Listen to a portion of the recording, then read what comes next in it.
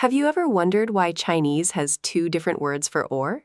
háishi and 或者 both mean or, but they are used in different situations. In today's lesson, we'll focus on háishi and learn how Chinese speakers use it to ask someone to choose between different options. By the end of this video, you'll be able to make natural Chinese choice questions with confidence. Let's start.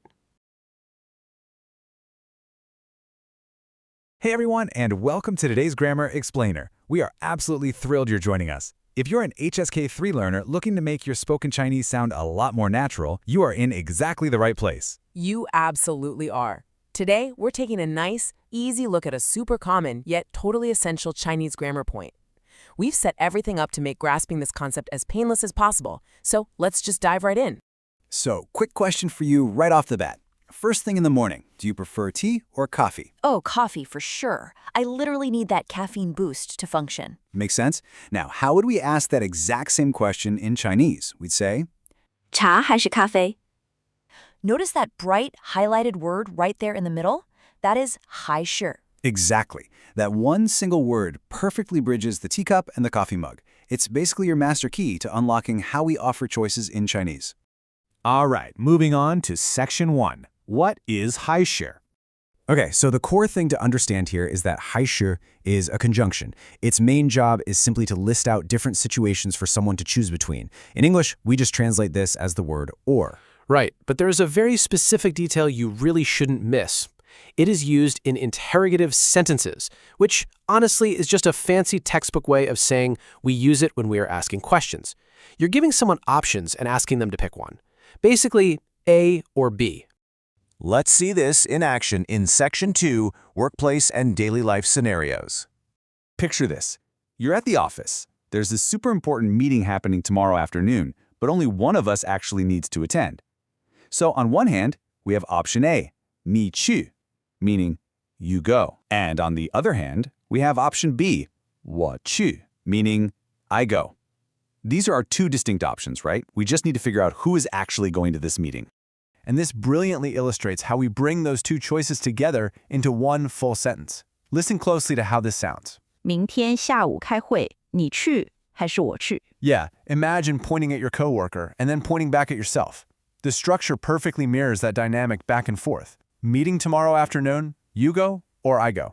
So this structure is just asking someone to make a very direct choice between option A, which is you, and option B, which is me. And háishi just sits right there in the middle, acting as the pivot point for the whole question. It's incredibly direct and super efficient, which is exactly why you are going to hear it in Chinese workplaces all the time. Okay, let's step out of the office for a second and into a daily life scenario. Imagine my glasses just broke. I might go up to a friend and say, 我的眼镜坏了，要买一个新的，你要跟我一起去吗? which translates to, my glasses are broken, I need a new pair, can you go with me? You know, you're asking for a quick favor, and now your friend needs to figure out when they can actually go with you. Being a good friend, I'd probably reply, 没问题，你想今天去还是明天去?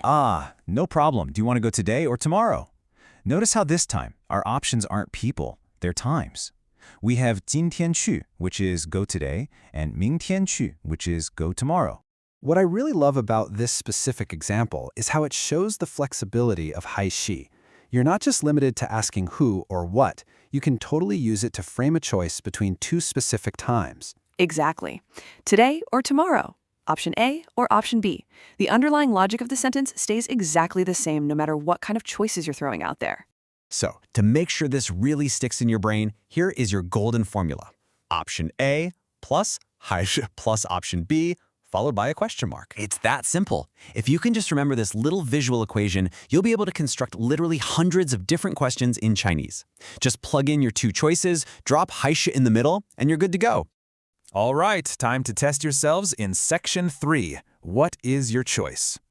Okay, here's our first mini challenge. We have a conversation. Person B answers, 比起唱歌，我更喜欢跳舞. which means compared to singing, I prefer dancing. So, based on B's answer, how would person A use our grammar point to ask the question? Think about the two options being presented here. I'll give you just a second to form the question in your head. And here is the answer. 你喜欢唱歌还是跳舞? Did you get it right? If you did, fantastic job. You correctly spotted that the two options were 唱歌, which is singing, and 跳舞, which is dancing. And you perfectly placed háishi right in between them. Let's try just one more. Person B says, 晴天不是阴天. this simply means sunny, not cloudy. What is the question that person A is asking about tomorrow's weather? Again, locate your option A and your option B. How do we string them together into a question? Take a moment. But see how you did? The answer is 明天是晴天还是阴天? Huge congratulations if you nailed this one. It perfectly follows our golden formula. Tomorrow, is it option A, sunny, or option B, cloudy? You guys are literally mastering this structure. Which brings us to section 4, summary and teaser. So, just to wrap things up nicely, here are your 2 key takeaways. Number 1, háishi means or when you are giving someone choices. And number 2, you use it primarily in a question format. If you remember absolutely nothing else today, just remember A or B equals A háishi B. You know, learning a language is all about taking it one small, clear step at a time. And you've just taken a massive step today in making your Chinese sound so much more authentic. But wait, before we let you go, what if I told you there is actually another word in Chinese that also means or? Oh, plot twist. It's 或者. It's also a conjunction, and it's also used to show alternatives, meaning or. But, and here is the catch, it is used completely differently than the grammar point we just learned today. Why are they different? When are you supposed to use one over the other? Well, I guess you'll just have to join us in our next explainer to find out.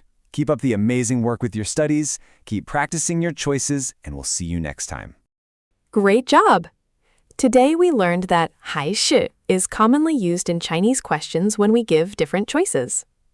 Remember, Chinese grammar becomes much easier when you understand the logic behind the sentence, not just memorize individual words. If you want to improve your Mandarin speaking skills with personalized lessons, you're welcome to book a trial lesson with me on Preply. You can find the link in the description below. Don't forget to subscribe to Yuting Talks Mandarin for more practical Chinese lessons. See you in the next lesson.